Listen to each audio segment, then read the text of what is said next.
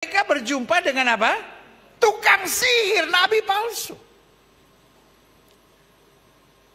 Bisa saja mereka kecewa dan bilang, jangan-jangan ini bukan Roh Kudus.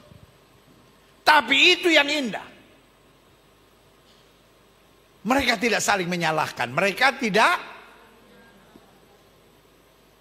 Saya selalu bilang problem is normal. Sama-sama bilang sama saya, masalah itu biasa. Kalau sedang menghadapi masalah, jangan saling menyalahkan. Pak. Oh, ini kebaktian ibu-ibu ya? Pak. Kalau ada masalah, jangan salahkan istrimu.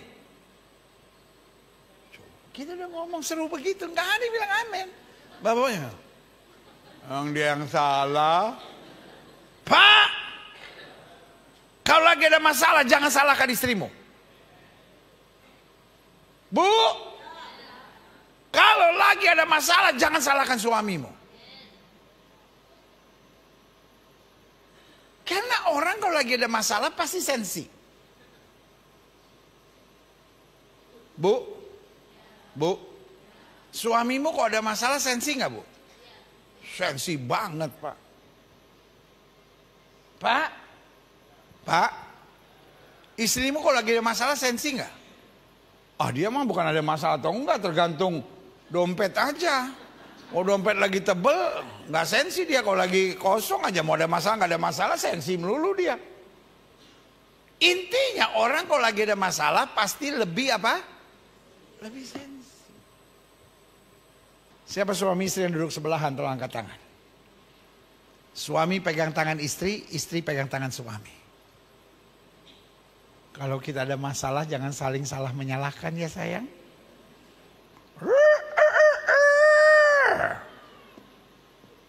Amin. Justru kalau ada masalah, tatap-tatapan dengan tersenyum dan bilang sayang kita ada masalah.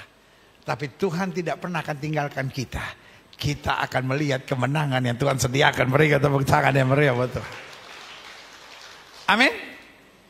Jadi intinya, Paulus dan Barnabas sampai di Pafos ketemu dengan Bar Yesus. Dia tukang sihir dan nabi palsu. Paulus tidak bilang sama Barnabas, lu doanya nggak bener kali.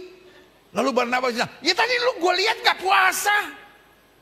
Masing-masing selalu dalam hidup bisa punya masalah. Tapi persis ada masalah, jangan saling menyalahkan dulu. Pegang tangan, hadapi bersama dulu. Setelah selesai, baru. Iya tadi mestinya jangan begitu sayang, gini-gini. Selesaiin dulu. Karena kalau sudah selesai yang ada sukacita. Kita lihat lanjut ya. Klik. Siapa Bar Yesus ini? Ia adalah kawan gubernur pulau itu. Nah orang tuh kalau gila. Orang kalau ngaco bukan siapa-siapa, it's okay. Tapi orang kalau gila ngaco, tiba-tiba temannya gubernur, temannya pangdam, temannya kapolda, repot juga kita.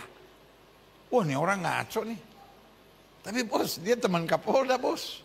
Dia teman panglima bos. Dia teman jaksa itu bos, kepala kejaksaan itu temannya dia bos. Repot ini. Karena Bar Yesus ini adalah kawan gubernur pulau itu, Sergius Paulus. Yang adalah orang cerdas.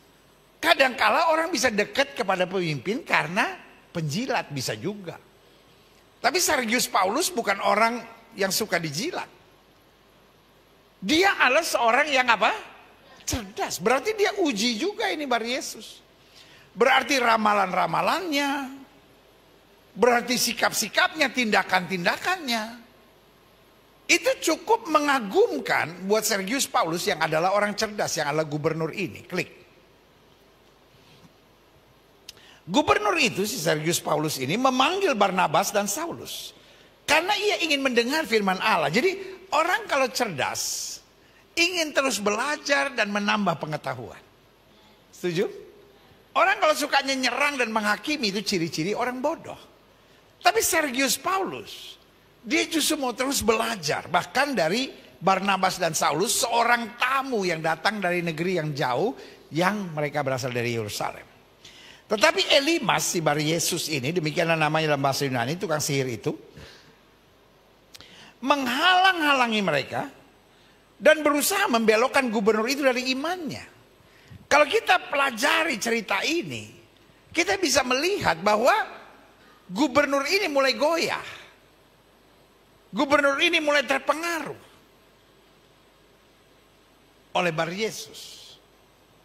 Tetapi melihat itu ayat 9, Saulus yang juga disebut Paulus, dijelaskan bukan karena emosi, bukan karena kesal, bukan karena merasa tertolak, tapi yang penuh dengan Roh Kudus, artinya karena disuruh Roh Kudus menatap dia.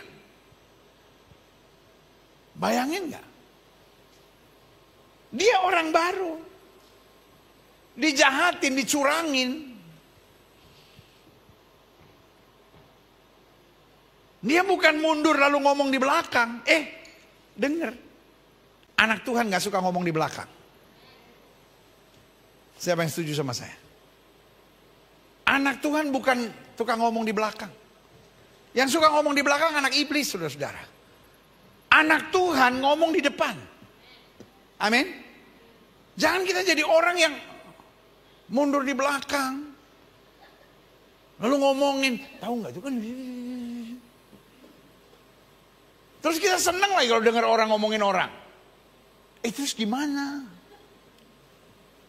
Tadi sudah saya jelaskan, iblis pada dasarnya penipu.